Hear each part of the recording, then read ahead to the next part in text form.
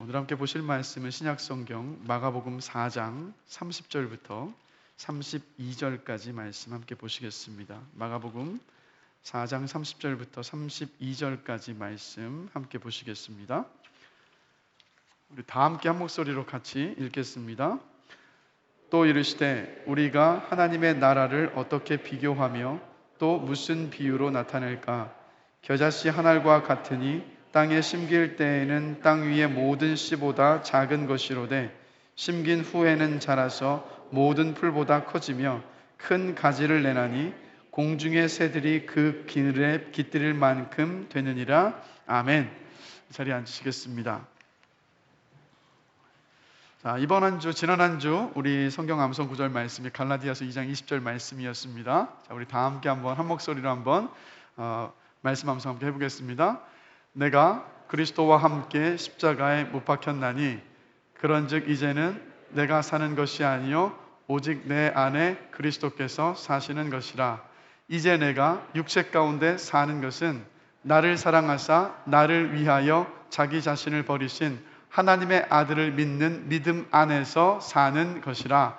갈라디아서 2장 20절 말씀. 아멘. 자, 이번 한 주 또 우리가 또 암송해야 될 말씀 함께 보시겠습니다. 우리 힘차게 같이 한번 읽겠습니다. 이스라엘아 들으라. 우리 하나님 여호와는 오직 유일한 여호와이시니 너는 마음을 다하고 뜻을 다하고 힘을 다하여 내 하나님 여호와를 사랑하라. 신명기 6장 4절 5절 말씀. 아멘. 또 이 말씀 또 암송하시면서 말씀에 또 기쁨을 누리시는 복된 한 주가 되시기를 주님의 이름으로 축복합니다. 말씀을 나누겠습니다. 혹시 이 자리에 지난주에 나눴던 말씀의 제목을 기억하십니까? 네, 안 계실 것 알고 질문 드렸습니다. 지난주 말씀 나눈 말씀은 씨가 뿌려진 밭의 비유였습니다. 자, 그런데 오늘 말씀도 역시 예수님께서 지금 비유를 들고 계시죠. 어떤 비유입니까? 오늘 말씀은 겨자씨의 비유예요. 자, 그러면 예수님께서 지금 비유를 들어서 설명하시고 계시는데 이 비유를 통해서 예수님께서 가르치고 싶으셨던 것이 무엇일까요, 여러분? 항상 정답은 지문 안에 있습니다. 오늘 말씀 안에 있어요. 하나님께서 비유를 드셔서, 자, 지난주에는 밭에 뿌려진 그 씨앗이 뿌려진 밭의 비유를 통해서, 오늘은 겨자씨의 비유를 통해서 하나님께서 무엇을 가르치고 싶으셨습니까? 바로 하나님 나라입니다. 하나님의 나라를 가르치고 설명하시기 위해서 예수님께서 비유를 드셨던 거예요. 자, 그러면 오늘 본문의 이 겨자씨의 비유를 살펴보기에 앞서서 우리가 먼저 생각해 봐야 되는 것은 뭐냐? 바로 하나님 나라가 뭐냐는 겁니다. 하나님의 나라가 도대체 뭐냐? 자, 마가복음 1장 15절을 보면 예수님께서 이렇게 말씀을 하셨습니다. 하나님의 나라가 가까이 왔으니 회개하고 복음을 믿으라. 자, 그런데 이 같은 말씀을 마태복음 4장 17절에서는 또 이렇게 또 하고 있습니다. 회개하라, 천국이 가까이 왔느니라. 자, 분명한 것은 마태도 마가도 예수님의 가르침과 행적을 기록을 했습니다. 그래서 마태가 쓴 복음서가 마태복음이고 마가가 쓴 복음서가 바로 마가복음인데, 그러면 마태는 천국이라고 이야기하고 예수님이 천국을 말씀하셨다고 이야기하고 마가는 하나님의 나라를 이야기했다고 이야기한다면 예수님이 뭐 하나님의 나라도 가르치신 것이고 천국도 가르치신 것입니까? 아니면 마태나 마가가 다른 것을 듣고 기록을 한 것입니까? 그렇지 않습니다. 하나님 나라와 천국은 같은 말이에요. 자, 그러면 설명을 드리자면 마태복음은요, 마태가 누구를 대상으로 이 마태복음을 기록을 했냐면 바로 유대인들입니다. 그래서 마태복음을 받아봤었던 첫 번째 원독자는 누구냐? 바로 유대인들이었어요. 그런데 유대인들은요, 하나님이라는, 저와 여러분은 지금 너무도 자연스럽게 하나님 아버지라고 말하고 있고 기도하고 있고 이야기하지만 유대인들에게 있어서는요, 하나님이라는 그 단어를 입에 담는 것을 불경스럽게, 나와 같은 죄인이 어떻게 하나님이라는 이 이름을 담을 수 있는가, 이런 마음으로 그들은 하나님이라는 그 이름을 입에 단 한 번도 담지를 않았습니다.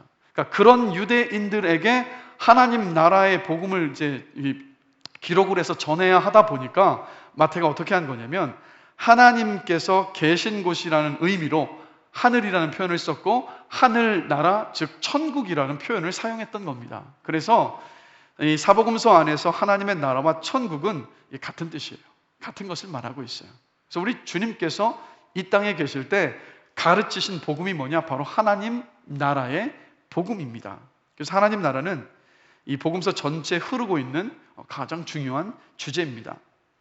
그러면 여러분, 우리가 이 나라라는 것을 함께 이해를 할 때 어떻게 이해합니까? 나라는 세 가지로 이루어져 있죠. 국민, 주권, 영토. 그래서 국민, 주권, 영토를 가지고 있는 대한민국, 일본, 미국, 중국, 바로 이런 나라, 이런 것을 가리켜서 나라라고 말을 합니다. 가시적인 거죠. 그런데 예수님께서 가르치셨던 하나님의 나라에서 이 나라는요, 우리가 지금 이해하고 있는 이런 어떤 가시적인 나라를 의미하는 것이 아니었습니다. 하나님의 나라에서 나라는 헬라어로 바로 바실레이아인데 그 뜻이 뭐냐면 통치, 다스림이라는 뜻이에요. 이렇게 본다면 예수님께서 가르치신 하나님의 나라라는 것은요, 무엇에 대한 것이냐면 통치에 대한 것이고 왕권에 대한 것이라는 것을 우리가 알 수 있어요. 그래서 예수님께서 말씀하셨던 하나님의 나라가 가까이 왔다라는 것은 어떤 뜻이냐면 예수 그리스도라는 하나님 나라의 왕이 다른 존재의 지배를 받고 있는 국민들에게 오셨다라는 말씀이에요. 오셔서 그 백성들을, 그 국민들을 내 백성으로 만드시기 위해서 오셨다라는 의미가 하나님의 나라가 가까이 왔다라는 말씀의 의미입니다. 좀 더 이해를 돕기 위해서 우리 신약성경 에베소서 2장 2절 말씀을 잠시 함께 보시겠습니다. 우리 한 목소리 한번 읽어보겠습니다. 읽습니다. 그때에 너희는 그 가운데서 행하여 권세 잡은 자를 따랐으니 곧 지금 불순종의 아들들 가운데서 역사하는 영이라. 잠시 말씀 띄워주십시오. 자, 여기서 그때가 언제일까요? 이 말씀에서 말하고 있는 그때는 바로 저와 여러분들이 예수 믿기 전을 말합니다. 자, 예수 믿기 전에 저와 여러분들이 어떠했느냐? 이 세상 풍조를 따르고 공중의 권세 잡은 자를 따랐으니 곧 지금 불순종의 아들들 가운데에서 역사하는 영이라. 뭐라고 말씀합니까? 예수 믿기 전에 저와 여러분들 모두가 다 사탄을 따르고 있었던 사람들이었고 죄의 종노릇을 하고 있었던 사람들이라고 지금 말씀을 하고 있습니다. 그래서 예수님께서 이 땅에 오셨다, 하나님의 나라가 이 땅에 가까이 임하였다, 이 말씀은 뭐냐? 사탄의 지배를 받고 있었던 죄의 종노릇을 하고 있었던 저와 여러분들을 하나님 나라의 왕이신 예수님께서 당신의 백성으로 삼기 위해서 오셨다라는 말씀이에요. 그러니까 하나님의 다스림을 받는 하나님의 백성으로 삼기 위해서 우리 예수님께서 이 땅에 오셨습니다. 그래서 예수님께서 하나님의 나라가 가까이 왔으니 회개하라 라는 이 말씀을 하시기 전에는 이 말씀을 이 땅에 오셔서 하시기 전까지는 우리 입장에서는요, 하나님의 나라는 없었습니다. 왜요? 하나님을 따르고 있었던 것이 아니라 죄의 종노릇을 하고 있었고 사탄을 따르고 있었던 사람들이 바로 저와 여러분들이기 때문입니다. 그래서 예수 믿기 전에 저와 여러분의 삶 한번 생각해 보십시오. 사사기에서 뭐라고 말합니까? 자기 소견에 옳은 대로 살았더라라는 것이 바로 사사기 말씀의 핵심인데 그 모습이 바로 저와 여러분의 모습이지 않았습니까? 예수 믿기 전에 하나님의 뜻, 하나님의 말씀은 아무런 상관도 없고 아랑곳하지 않고 그냥 우리가 원하는 대로 자기 멋대로 살아왔었던 삶이 바로 우리의 삶이었던 거예요. 그런데 이 땅 가운데 하나님 나라의 왕이신 예수님께서 오신 거예요. 그래서 그분이 우리 가운데 오셨기 때문에 그분과 새로운 왕과 백성과의 관계 안으로 들어갈 수 있는 그 길이 활짝 열리게 된 겁니다. 그래서 예수님께서 회개하라라고 말씀하셨는데 여러분, 회개는요, 회개 기도를 말하는 것이 아니에요. 회개는 뭡니까? 예수 믿기 전에 사탄의 종노릇하며 살았었던, 죄의 종노릇하며 살았던 저와 여러분의 삶을 돌이키는 것. 그래서 죄의 종노릇하는 사람이 아니라 이제는 하나님의 뜻에 순종하며 사는 삶으로 돌이키는 것이 바로 회개입니다. 그래서 예수님께서 이 땅에 오시면서 말씀하셨던 거예요. 회개하라. 하나님의 나라가 가까이 임하였다. 내가 옴으로 하나님의 나라가 이제 시작이 되었으니까 이제 너희가 사탄의 종노릇하던 그 삶을, 죄의 종노릇하는 그 삶을 멈추고 돌아서서 하나님께로 와서 하나님 나라의 백성으로 이 땅을 살아가라 라고 예수님께서 말씀을 하셨던 겁니다. 그래서 여러분, 이제는 주님의 뜻대로 살겠습니다라는 그 승복하는 것, 주님께 굴복하는 것, 복종하는 것, 순종하는 것이 바로 회개입니다.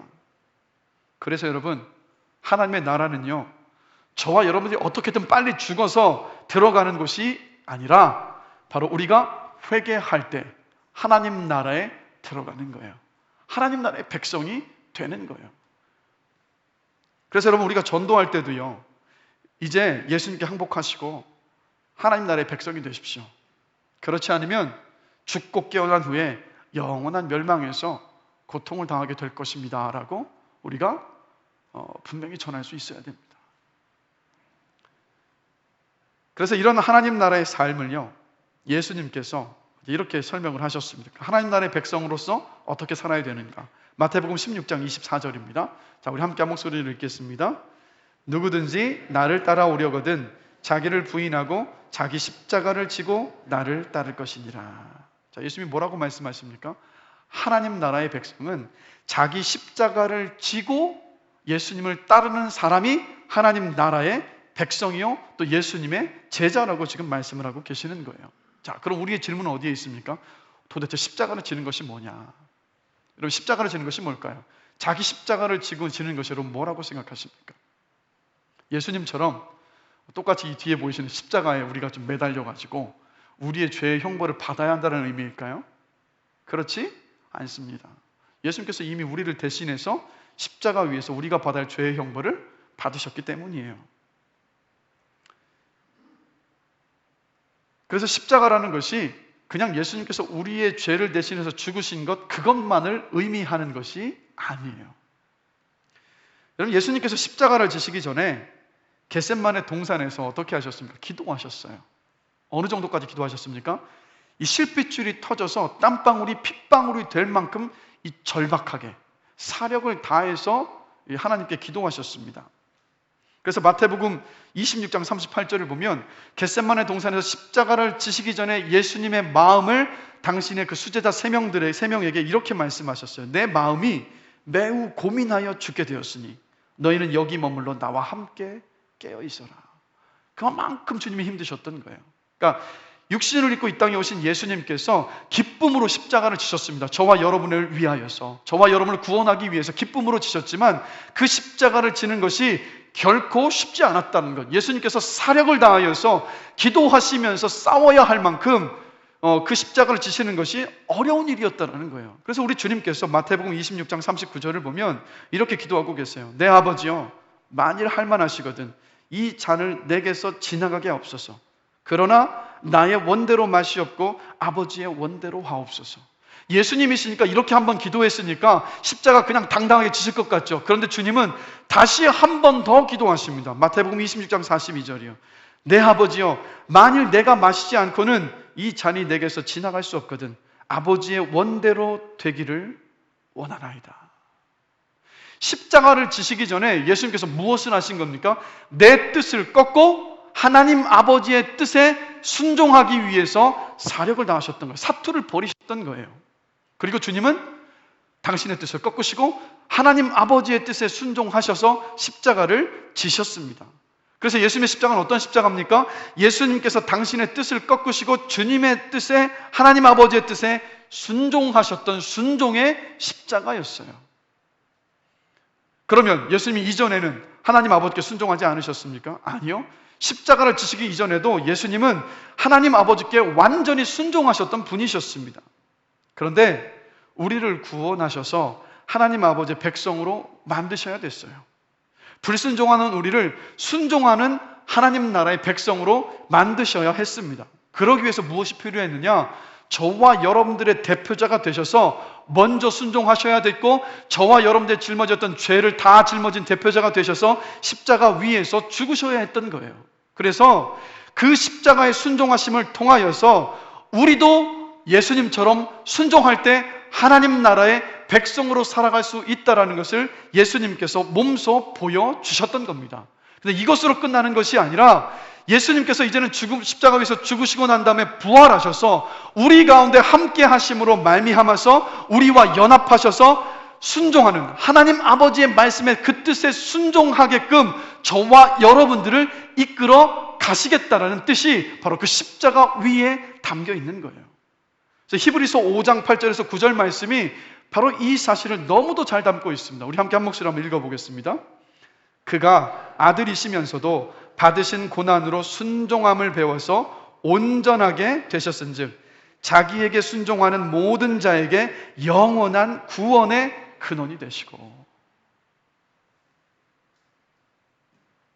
그래서 여러분, 자기 십자가를 지고 주님을 따른다는 그 의미는 예수님께서 죽기까지 순종하셨던 것처럼 하나님의 왕권을 인정하고 하나님께 순종해야 한다는 의미예요.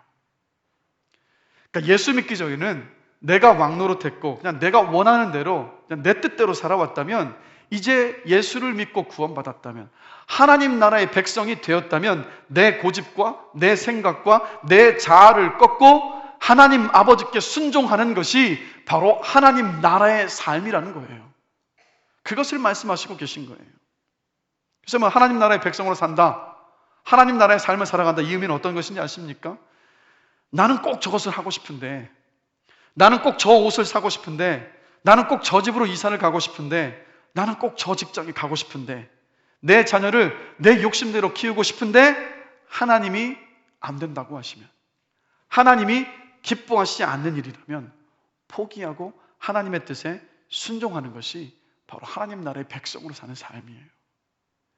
나는 정죄하고 판단하고 미워하고 용서하기 싫은데 하나님이 안 된다고 하시니까 먼저 사과하고 먼저 용납하고 먼저 용서하는 것이 바로 하나님 나라의 삶이라는 거예요. 그래서 이런 하나님의 나라에 대해서 누가복음 17장 20절에서 21절을 보면 누가가 이렇게 기록을 합니다. 우리 함께 한 목소리로 한번 읽겠습니다. 예수님께서 하신 말씀이에요. 함께 읽겠습니다. 하나님의 나라는 볼 수 있게 임하는 것이 아니요 또 여기 있다 저기 있다고도 못하리니 하나님의 나라는 너희 안에 있느니라. 어떻게든 빨리 죽어서 가야 되는 것이 하나님의 나라가 아니라, 우리가 이 땅에서 하나님의 말씀에 순종할 때 하나님의 나라가 우리 안에 임하는 거예요. 이게 주님께서 열어주신 하나님 나라의 삶입니다. 그래서 하나님의 나라는 정리하면 하나님이 주인이시고 주인이신 하나님께 순종하는 삶이에요. 주인이신 하나님께 순종하는 백성들이 모여있는 나라가 바로 하나님의 나라입니다. 그래서 오늘 본문이 바로 이 하나님 나라의 삶이 어떠한가에 대하여서 예수님께서 비유로 지금 설명을 하고 계신 말씀인 거예요. 그래서 오늘 본문을 보시면 예수님께서 30절에 이렇게 말씀하셔. 또 이르시되 우리가 하나님의 나라를 어떻게 비교하며 또 무슨 비유로 나타낼까? 그러시면서 예수님께서 이 하나님께 순종하는 삶, 하나님의 다스림을 받는 삶을 무엇에 지금 비유하고 계십니까? 여러분 말씀을 보시면 겨자씨요. 겨자씨를 혹시 보신 적이 있으십니까? 겨자씨는요, 예수님께서 오늘 말씀하시는 것처럼 모든 씨보다도 작은 씨가 바로 겨자씨입니다. 너무 작은 씨가 바로 겨자씨예요. 자, 그럼 왜 하나님의 나라를 예수님께서 겨자씨에 비유하고 계실까요? 어떤 뜻이냐면 하나님의 말씀에 순종하며 살아가는 삶이, 하나님 나라의 백성으로 살아가는 그 삶이 작고 연약해 보이고 초라해 보인다는 거예요. 여러분 생각해 보시면 예수님의 십자가가 그랬습니다. 예수님은 사투를 벌이시면서 하나님의 뜻에 순종하셔서 십자가를 지셨어요.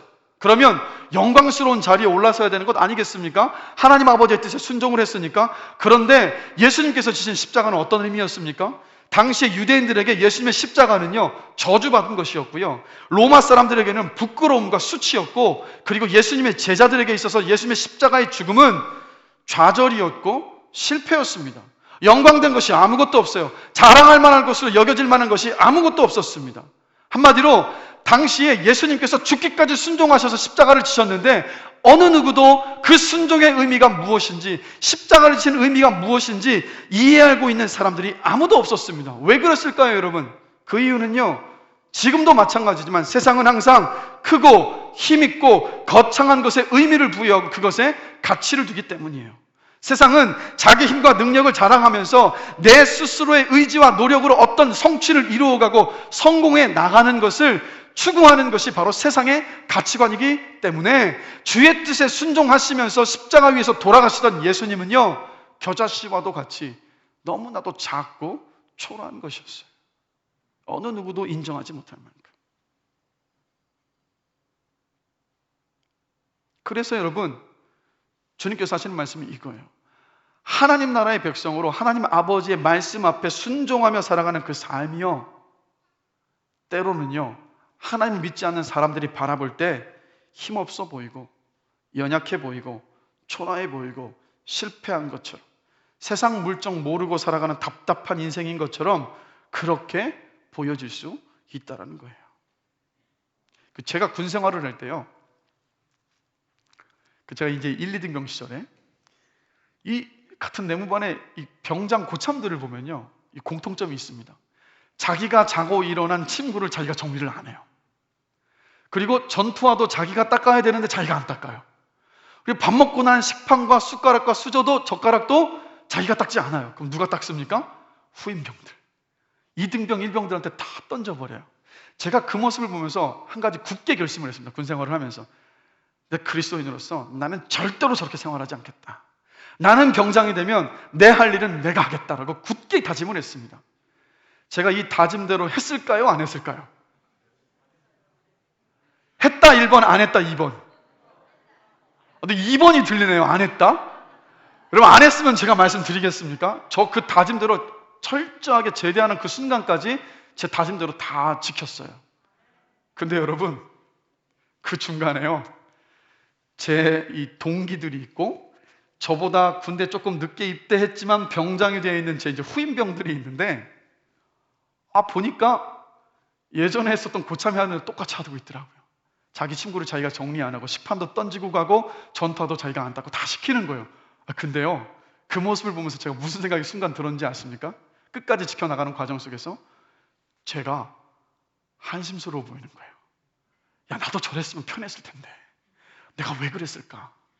근데 저는 저 혼자만 다짐했던 것이 아니라 제 동기들한테도 얘기했거든요. 나는 병장 되면 절대 저렇게 하지 않겠다. 여러분, 세상을 살아가면서요, 하나님의 뜻에 순종하는 것이 어려운 이유는 뭡니까? 손해를 감수해야 되기 때문이지 않습니까? 그러니까 손해를 감수하려다 보니까 저와 같은 이런 갈등의 순간들이 와요. 세례 요한도요, 비슷한 딜레마를 겪고 있었습니다. 감옥에 갇혀 있었어요. 자신은 하나님의 말씀을 전한 것밖에 없어요. 주님께서 오실 길을 예비하라는 그 성령님의 감동 속에서 그냥 그 말씀을 전했던 사람이 세례 요한입니다. 그런데 감옥에 갇혀 있어요. 그런데 자신이 예비하라고 전했던 메시아이신 예수님께서 오셨는데 예수님이 감옥에서 꺼내주시질 않으시는 거예요. 그러니까 세례 요한이 예수님께 자기 제자들을 보내서 이런 질문을 하게 합니다. 오실 그이가 당신이 맞으십니까? 아니면 다른 일을 기다려야 되는 것입니까? 라고. 그러자 예수님께서 세례 요한의 이 질문에 이런 답을 주십니다. 마태복음 11장 6절입니다. 자, 우리 함께 한 목소리를 읽겠습니다. 누구든지 나로 말미암아 실족하지 아니하는 자는 복이 있도다 하시니라. 여러분, 이게 무슨 말씀입니까? 힘의 원리, 성공의 원리 속에 이 세상 사람들을 실족하는 모습으로 예수님께서 와 계시다란 말이에요. 좀 더 쉽게 말씀하면 세상이 뭐라 해도 실족하지 않고 순종해가는 그 삶이 하나님께서 보실 때 복된 삶이라는 것을 예수님께서 말씀하고 계시는 거예요. 주의 뜻을 따라서 순종해가는 그 삶이 세상 사람들이 바라볼 때는요, 굉장히 하찮게 보일 수 있다라고 예수님께서 말씀을 하고 계신 겁니다. 근데 이러한 고민을 시편 73편을 보면, 이 시편 73편을 아삽이 쓴 시인데 이 아삽도 동일한 딜레마에 빠져 있었던 거예요. 자기는 신실하게 주의 말씀대로 순종하며 살아가기를 막 몸부림치며 살아가고 있습니다. 그런데 가만히 눈을 들어서 내 곁에 살아가고 있는 세상의 사람, 특별히 하나님을 인정하지도 않고 믿지도 않고 하나님의 말씀에 순종하지도 않고 사는 사람들을 바라보니까 너무 잘 살고 있는 거예요. 그 모습에 이 아삽이 심한 갈등 속에서 시편 72편 1절에서 12절을 보면요, 이렇게 고백을 하고 있습니다. 제가 세번역 성경으로 읽어드리겠습니다. 하나님은 마음이 정직한 사람과 마음이 정결한 사람에게 선을 베푸시는 분이건만 나는 그 확신을 잃고 넘어질 뻔했구나. 그 믿음을 버리고 미끄러질 뻔했구나.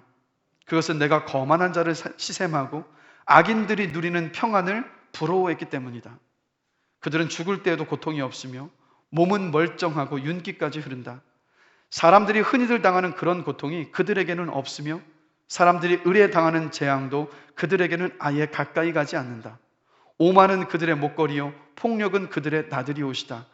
그들은 피둥피둥 살이 쪄서 거만하게 눈을 치켜뜨며 다니며 마음에는 헛된 상상이 가득하며 언제나 남을 비웃으며 악의의 찬말을 쏘아붙이고 거만한 모습으로 포건하기를 즐긴다. 입으로는 하늘을 비방하고 혀로는 땅을 휩쓸고 다닌다. 하나님의 백성마저도 그들에게 홀려서 물을 들이키듯 그들이 하는 말을 그대로 받아들여 덩달아 말한다. 하나님인들 어떻게 할 수 있으랴? 가장 높으신 분이라고 무엇이든 다 알 수가 있으랴 하고 말한다. 그런데 놀랍게도 그들은 모두가 악인인데도 신세가 언제나 편하고 재산은 늘어만 가는구나. 힘과 성공만을 추구하는 사람들을 바라보니까 아삽, 하나님의 말씀에 순종하며 살아간 내 삶이 너무 초라해 보이는 거예요. 그래서 뭐라고 고백합니까? 하나님의 뜻에 순종하며 살아가는 그 삶을 내가 포기하고 싶었노라고, 포기할 뻔했노라고 아삽이 고백을 하고 있는 거예요. 그런데 여러분, 아삽은요 그런 딜레마 속에, 갈등 속에서 주저앉아서 멈춰있지 않았습니다. 이 시편 73편 17절을 보면 아삽이 이러한 상황에서 누구를 찾냐면 하나님 아버지를 찾아요. 그리고 하나님 아버지 앞에 섭니다. 그럴 때 하나님께서 이 아삽의 영적인 눈을 활짝 열어두시고 깨닫게 하셨어요. 그리고 나서 아삽이 이 시편 73편 20절에서 25절을 보면 이렇게 고백을 합니다. 아침이 되어서 일어나면 악몽이 다 사라져 없어지듯이 주님께서 깨어나실 때에 그들은 한낮 꿈처럼 자취도 없이 사라집니다. 나의 가슴이 쓰리고 심장이 찔린 듯이 아파도 나는 우둔하여 아무것도 몰랐습니다. 나는 다만 주님 앞에 있는 한 마리 짐승이었습니다. 그러나 나는 늘 주님과 함께 있으므로 주님께서 내 오른손을 붙잡아 주십니다. 주님의 교훈으로 나를 인도해 주시고 마침내 나를 주님의 영광에 참여시켜 주실 줄을 믿습니다. 내가 주님과 함께하니 하늘로 가더라도 내게 주님밖에 누가 더 있겠습니까? 땅에서라도 내가 무엇을 더 바라겠습니까? 이게 무슨 말입니까?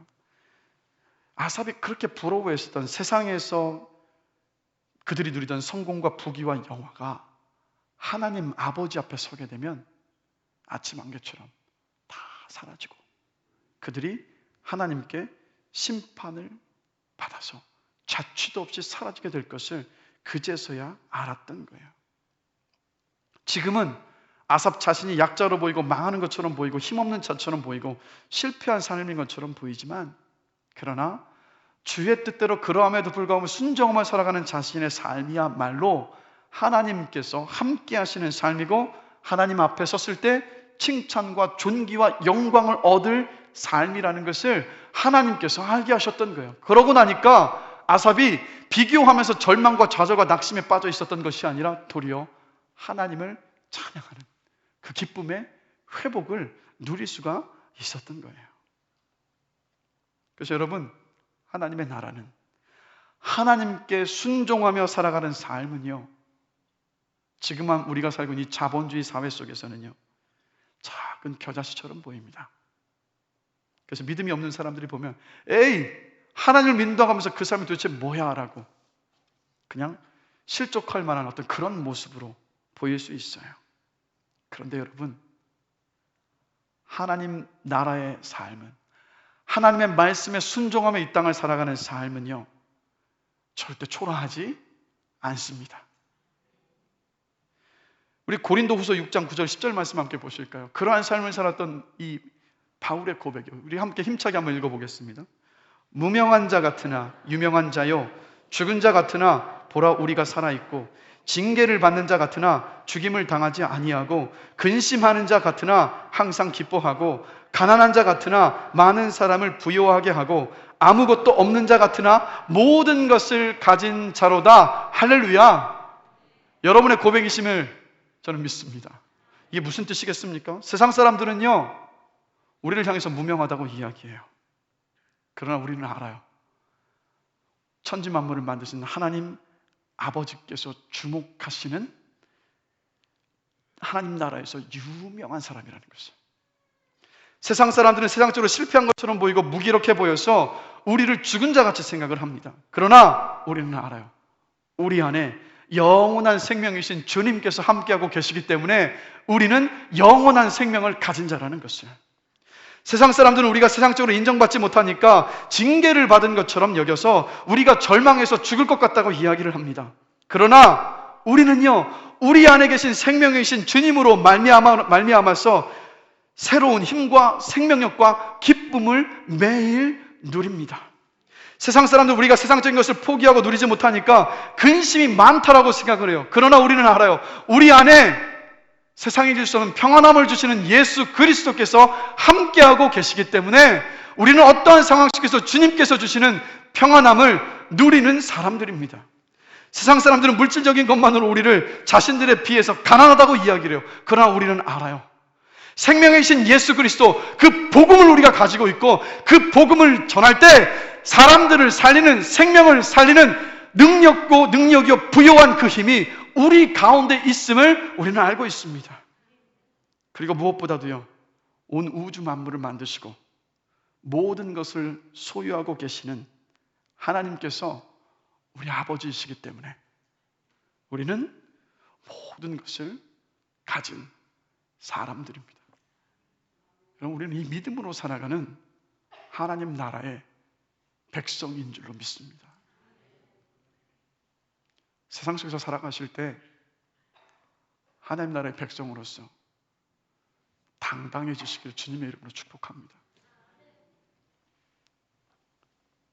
이처럼 작은 겨자씨와도 같은 하나님 나라의 삶은요, 결코 작지 않습니다. 이 신비는요, 예수 그리스도를 믿는 자, 그리고 예수님께서 가르치는 그 진리를 알고자 하는 사람들에게만 활짝 열려져요. 그래서 이 본문을 보시면 마가복음 4장 33절과 34절을 보시면 이렇게 말씀하세요. 예수께서 이러한 많은 비유로 그들이 알아들을 수 있는 대로 말씀을 가르치시되, 또 그 이유에 대해서 또 이렇게 말씀하십니다. 이르시되 들을 귀 있는 자는 들으라. 또 이르시되 너희가 무엇을 듣는가 스스로 삼가라. 너희 일에 헤아리는 그 헤아림으로 너희가 헤아림을 받을 것이며 더 받으리니 있는 자는 받을 것이요 없는 자는 그 있는 것까지도 빼앗기리라. 그래서 비유로 설명을 하셨던 거예요. 이처럼 여러분, 세상은요, 큰 것, 외면적인 것에 집착을 합니다. 그것으로 성공했냐 실패했느냐를 다 판가름 지으려고 해요.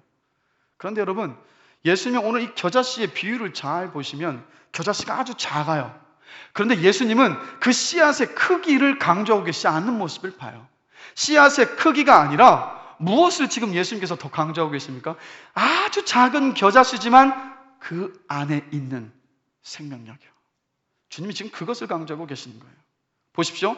세상에서 가장 작은 겨자씨지만 이 겨자씨가 지금 어떻게 된다고 말씀하고 계십니까? 우리 32절 말씀 함께 한번 읽어보겠습니다. 심긴 후에는 자라서 모든 풀보다 커지며 큰 가지를 내나니 공중의 새들이 그 그늘에 깃들일 만큼 되느니라. 너무도 작은 겨자씨지만 새들이 깃들일 만큼 아름드리 나무가 될 것이다 라고 예수님께서 지금 말씀을 하고 계시는 거예요. 뭘 말합니까? 하나님의 나라는 작게 시작했지만 매우 크게 자라날 것이라는 거예요. 하나님의 말씀에 순종하며 살아가는 그 삶이 작고 초라해 보이지만 반드시 큰 결과 열매를 맺게 될 것이다 라는 말씀을 예수님께서 지금 하고 계시는 거예요. 그러면 우린 이런 질문이 듭니다. 어떻게 이런 일이 생기는 것일까? 어떻게 이러한 열매와 결과가 맺혀지는 것일까? 자, 마태복음 11장 12절 말씀 함께 보시겠습니다. 함께 한번 한 목소리로 읽겠습니다. 세례 요한의 때부터 지금까지 천국은 침노를 당하나니 침노하는 자는 빼앗느니라. 이 말씀 잠시 한번 계속 띄워주십시오. 자, 이 말씀을 보시면 우리나라에는 없는 어떤 표현인데 수동태라고 하죠. 천국이 침노를 당한다라고 지금 표현을 이제 번역을 하고 있는데, 실제 헬라어 단어를 보면 이 침노를 당한다라고 번역이 된 이 단어가 영어로 말하면 수동태로 표현은 되어 있지만 수동태로 능동태의 의미를 표현하고 있는 단어예요. 그래서 더 정확히 번역한다면 이런 번역이 되어야 됩니다. 하나님의 나라가 세상 나라를 침노하여 빼앗는다가 더 정확한 번역이에요. 그래서 이 번역을 좀 더 정확히 잘 번역한 것이 바로 새번역 성경입니다. 새번역 성경이 이 같은 본문을 이렇게 번역합니다. 세례 요한 때로부터 지금까지 하늘나라는 힘을 떨치고 있다. 그리고 힘을 쓰는 사람들이 그것을 차지한다라고 번역을 합니다. 자, 그럼 무슨 뜻이겠습니까?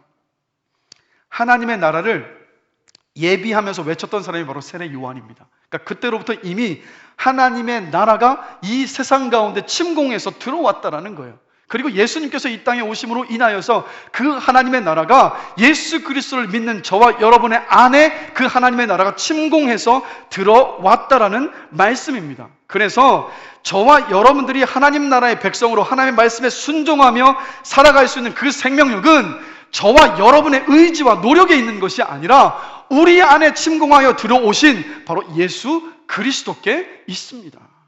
지난주에 말씀을 나눴던 건 저와 여러분들은요, 일가밭이고 돌짝밭이고 가시덤불 밭이에요. 그런데 우리를 향해서 좋은 밭이라고 하시잖아요. 그 이유가 뭡니까? 밭이 좋아서가 아니라 우리 안에 뿌려진 생명의 씨앗 되시는 예수 그리스도로 인하여서, 예수 그리스도 안에 생명이 있기 때문에 우리가 하나님 나라의 백성으로 살아서 좋은 밭이 될 수 있다라고 예수님께서 말씀을 하셨던 겁니다. 그래서 여러분, 우리가 지난주에 암송했었던 그 말씀이 바로 이것을 지금 담고 있지 않습니까? 다시 한번 암송해 보겠습니다. 내가 그리스도와 함께 십자가에 못 박혔나니 그런즉 이제는 내가 사는 것이 아니요 오직 내 안에 그리스도께서 사시는 것이라. 이제 내가 육체 가운데 사는 것은 나를 사랑하사 나를 위하여 자기 자신을 버리신 하나님의 아들을 믿는 믿음 안에서 사는 것이라. 순종하려면 희생을 감수해야 하니까 힘들어요. 그래서 주님의 뜻이 무엇인가 알아요. 그런데 우리가 늘 갈등하지 않습니까? 아, 그래, 이게 주님께서 원하시는 건데. 그런데 희생하기 싫고 나에게 이득이 되고 좀 더 편한 것을 선택하려 하다 보니까 우리가 순종에 실패할 때가 많아요. 그런데 여러분, 우리의 의지만 가지고 내 의지만 가지고 순종하려 하지 마시고 이 갈라디아서 2장 20절의 말씀을 기억하십시오. 그리고 이렇게 고백하시는 거예요. 주님, 십자가 위에서 저는 주님과 함께 죽었습니다. 이제는 주님이 나의 주인이십니다. 그리고 주님께서 지금 나와 함께하고 계십니다라고. 이 믿음의 고백을 하실 때 순종할 수 있는 힘을 우리 안에 생명 되신 주님께서 주시는 줄로 저는 믿습니다. 그래서 이처럼 예수 그리스도라는 생명으로 말미암아서 하나님의 나라는요, 작은 겨자씨로 시작하지만 매우 크게 성장을 합니다. 이 매우 크게 성장한다는 것을요, 두 가지로 생각을 해볼 수가 있는데, 첫 번째는 뭐냐? 오늘 이 32절을 보면 공중의 새들이 깃들인다라고 하는데, 구약성경 에스겔 31장 6절에 나오는 표현입니다. 에스겔서 31장 6절을 보면 공중의 모든 새가 그 큰 가지에 깃들이며 들의 모든 짐승이 그 가는 가지 밑에 새끼를 낳으며 모든 큰 나라가 그 그늘 아래에 거주하였느니라. 그래서 이 모든 새들이라는 것은 뭐냐? 공중의 새들은 뭐냐? 아직 하나님을 믿지 않는 모든 민족들을 의미합니다. 이게 무슨 말씀입니까? 그러면 하나님의 말씀에 순종하면서 살아가고 또 복음을 전하는 그리스도인 한 사람 한 사람으로 인하여서 하나님을 알지 못하는 모든 민족들이 구원을 받아서 하나님의 백성이 될 것이다라는 말씀인 거예요. 그래서 여러분, 예수님께서 오셨을 때 한번 생각해 보십시오. 예수님이 오셨어요. 하나님 나라의 복음을 전하셨어요. 그런데 예수님을 영접한 사람은 극히 소수였습니다. 예수님의 12제자. 그런데 그 12제자를 통해서 어떻게 됐습니까? 하나님의 나라가 계속해서 확장돼 갔어요. 지금도 예수님을 영접한 한 사람을 통해서 하나님의 나라는 확장되어 갑니다. 그러니까 여러분이 작다고 실망하지 마십시오. 믿음으로 새들이 깃들일 만큼 큰 가지를 바라보게 되시길 주님의 이름으로 축복합니다. 또 나 혼자밖에 없다고 낙심하지도 마십시오. 하나님은요, 여러분들 한 명 한 명들을 겨자씨로 심어 놓으셨고, 그리고 반드시 자라서 하나님을 믿지 않는 사람들이 깃들일 만큼 큰 나무로 자라게 하십니다. 중요한 것은요, 생명력이 있느냐 없느냐예요. 우리가 예수 그리스도께 딱 붙어 있느냐 그렇지 않느냐예요. 여러분, 주님께 끝까지 붙어 계십시오. 절대 예수님을 떠나지 마십시오. 주님의 말씀에 순종하는 그 삶을 절대로 포기하지 마십시오. 그럴 때 반드시 자라나요. 그래서 여러분, 저와 여러분들이 이 겨자씨의 비전을 갖게 되시길 주님의 이름으로 간절히 축원합니다.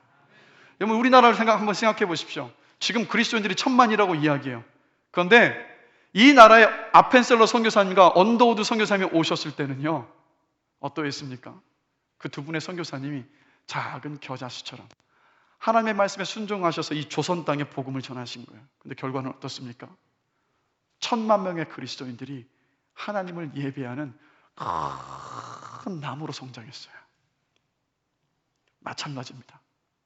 여러분 한 사람 한 사람의 가정에서 주님이라는 그 생명력을 가진 겨자씨로 심겨졌습니다. 여러분들이 하나님의 말씀에 순종하며 살아갈 때 여러분들을 통하여서 여러분의 가정 안에 놀라운 열매를 반드시 맺히게 될 것입니다. 그리고 여러분이 계신 직장과 학교와 일터에서도 마찬가지예요. 하나님의 말씀에 순종하시면서 하나님 나라의 백성으로 여러분이 살아가실 때 하나님은 여러분을 통하여서 반드시 큰 일을 이루실 것입니다. 그렇기 때문에 순종하며 살아가는, 하나님의 말씀에 순종하는 하나님 나라의 삶을 절대로 포기하지 마시기를 주님의 이름으로 기도합니다. 그리고 이 크게 자라나는 것은 두 번째는 어떤 의미냐면 바로 예수 그리스도를 닮아가는 것을 말해요. 에베소서 4장 13절 말씀 함께 한번 보시겠습니다. 다 함께 읽습니다.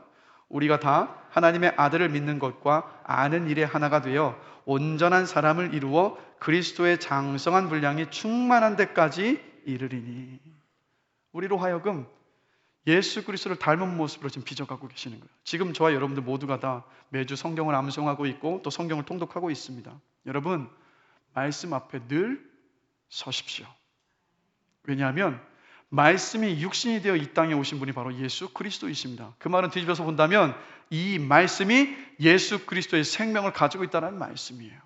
그렇다면 우리 안에 심겨진 겨자씨가 생명력을 가지고 자라나려면 이 말씀이라는 자양분이 끊임없이 우리 안에 공급이 되어야 되는 거예요.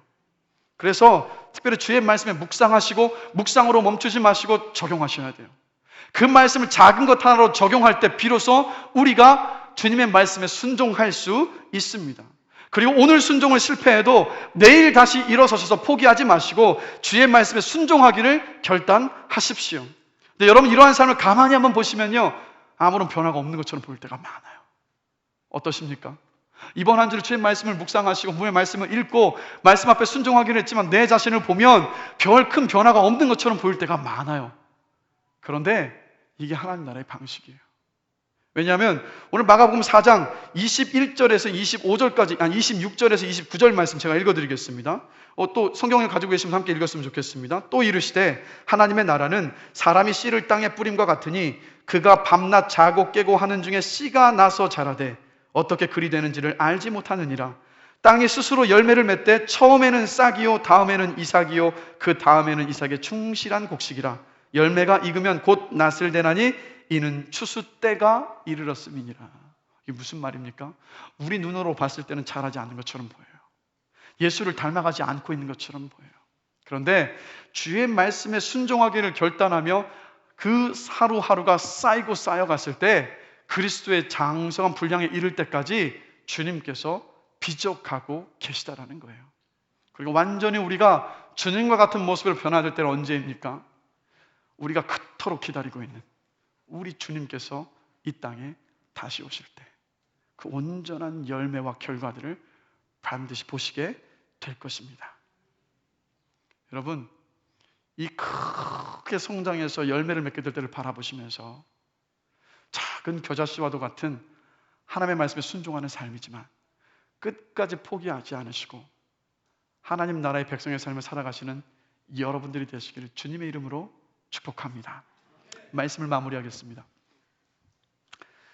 우리 교회는 1990년 초반까지요, 이곳이 아니라 호계 3동에 있었습니다. 지금도 호계 3동이 많이 개발이 돼서 발전이 됐죠. 그 90년대 초반에 호계 제일교회라는 이름으로 우리 교회가 있을 때 지금 이쪽에 이제 다시 또 택지 개발이 이루어지고 있는 평촌 공고가 있는 그 지역에 이 땅이 개발이 되면서 우리 교회에서도 이제 성전을 이전하기 위해서 종교 부지를 매입하기로 하고 계약을 했습니다. 그때 저도 기억이 납니다. 성도님들 다 어려운 가운데 계시지만 실가락지까지도 다 꺼내놓으셔서 헌금하셔서 또 그 계약금을 마련했습니다. 그래서 그 계약금을 이제 걸었죠. 그런데 그 땅을 매매한 분이 이제 먼저 이제 그 땅을 이제 하시고 매매한 분이 목사님이었는데 두 교회에다가 이중으로 계약을 하고 계약금을 다 받아버린 겁니다. 그리고 그 돈을 들고 도주해버렸어요. 이게 이제 드러난 겁니다. 그럼 이런 상황이면 여러분 어떻게 해야 됩니까?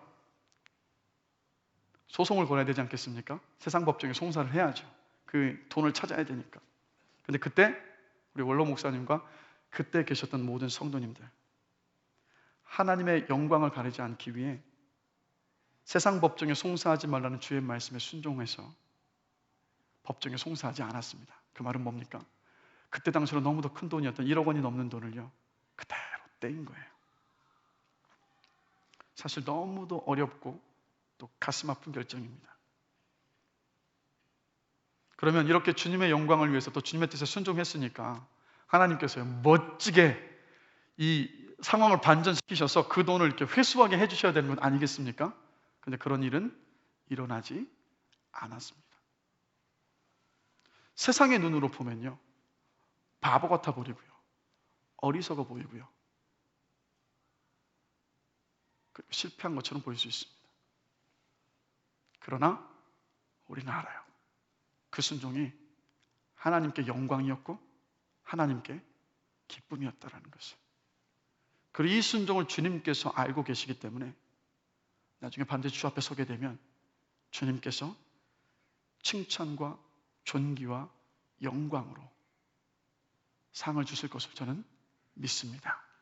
제가 왜 이 말씀을 드리냐면, 우리 효민교회는요, 하나님 나라의 신앙의 유산을 가진 교회라는 것.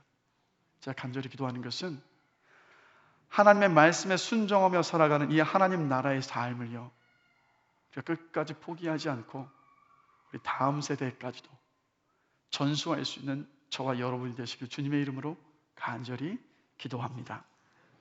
바울이 고린도후서 10장 3절에서 5절에서 이렇게 말합니다. 우리 다 함께 한번 한 목소리로 읽겠습니다. 우리가 육신으로 행하나 육신에 따라 싸우지 아니하노니 우리의 싸우는 무기는 육신에 속한 것이 아니요 오직 어떤 견고한 진도 무너뜨리는 하나님의 능력이라. 모든 이론을 무너뜨리며 하나님 아는 것을 대적하여 높아진 것을 다 무너뜨리고 모든 생각을 사로잡아 그리스도에게 복종하게 하니. 이 말씀에 놀라운 진리를 담고 있는데, 세상의 어떠한 견고한 진도, 세상의 이론과 사상과 유행도, 그리고 하나님을 아는 것에 대적하여서 높아진 세상의 기준과 가치를 무너뜨리는 것이 무엇인지 아십니까? 그 능력이 무엇인지 아십니까?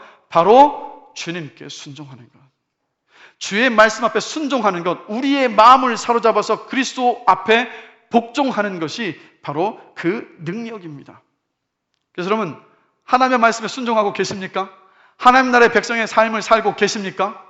여러분, 그러한 삶을 우리가 매일 살고 있지 않으면 나는 하나님 나라의 백성이라고 착각하고 있다가 주 앞에 섰을 때에, 야, 나는 네가 내 나라의 백성으로 사는 모습을 단 한 번도 본 적이 없다라고 주님께서 우리를 인정하지 못하시는 그 순간이 덜컥 다가올 수 있습니다.